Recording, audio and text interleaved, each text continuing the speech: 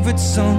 When you said you looked a mess, I whispered underneath my breath, but you heard it. Darling, you look perfect tonight.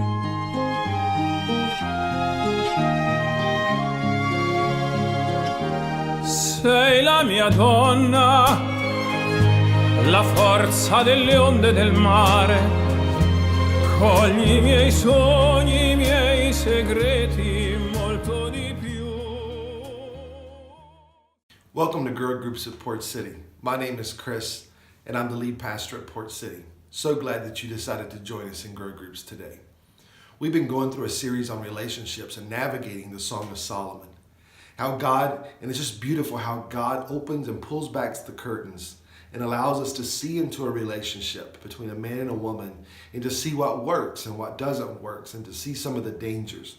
We've talked about attraction, about how that attraction should be built on character, on godly character. And so we should be developing that within us, and we should be looking for it in the person who we are pursuing. Then we talked about times and seasons and how there's a season for everything. There's a time for everything. We just have to know what the appropriate things are for the appropriate seasons. And then third, this week, we navigated the big taboo word, sex. Everywhere you look today, whether it's in movies, TV shows, whether it's at Walmart, whether it's at the grocery store, you are attacked and surrounded by references to sex. I mean, almost everything place you go, everything you look at has a reference, direct or indirect, to sex. And our culture's overall viewpoint of sex is that it's just something you do for fun. It's about getting fulfillment yourself, and it's about getting enjoyment yourself, and you should do it with whoever, whenever, whatever works for you, a very casual viewpoint. On the other end of the spectrum, you have the church. And generally the church, in my experience, maybe not yours, but my experience, the church was always bad, bad, bad, no, no, no. And that was it. Bad, bad, bad, no, no, no. And that's what I was always told, even as a young teenager. And yes, for that season of my life, it was bad and it was no. But what people failed to do and the church failed to do was explain to me God's viewpoint on sex. And that is that it is beautiful, that He designed it and He created it for us to find enjoyment, not just for procreation, but for us to find enjoyment and intimacy in one another. That if the man will love his wife as Christ loved the church, as it tells us in Ephesians, and that's not just loving in the pursuit before marriage, but that's loving beyond marriage. That's romancing beyond marriage. That's walking through 1 Corinthians 13, where it says love is, and asking the question, am I being patient? Am I being trustworthy? Am I holding grudges? And walking through 1 Corinthians 13 as a measuring stick of my love for my wife, or your love for your husband.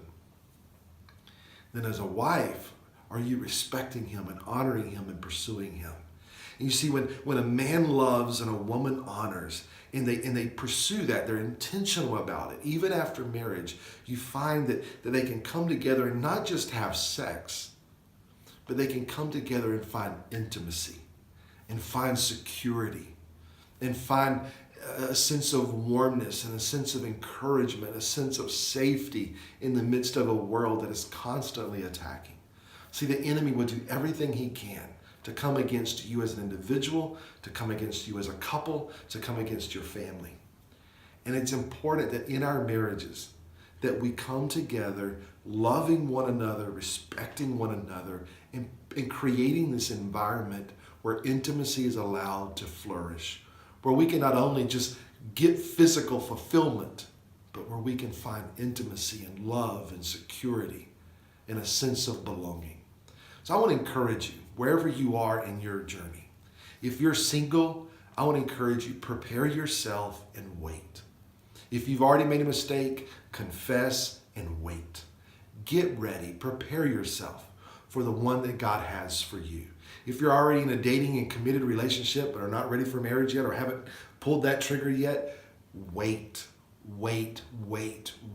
Prepare yourself. Learn to respect if you're a woman. Learn to love if you're a man. And then when you come together in marriage, if that's your season, enjoy it. Find enjoyment in that intimacy. Continue to pursue one another like you were when you were teenagers. And if you're have moved beyond that and you're in the fall of your life, teach the younger ones how to love their husbands, how to love their wives. Teach the really young ones the value of waiting for what God has prepared for them. It's a very taboo subject in many churches, but I want to encourage you to look to the scriptures and discover what God says about healthy, God-honoring sex and intimacy. This should be an interesting discussion today, so I'm going to leave you to it. Grow group leaders, I love you. You mean the world to me, but from this moment forward, you're on your own. God bless you. Have a great day. Listening to our favorite song. When you said you looked a mess, I whispered underneath my breath, but you heard it. Darling, you look perfect.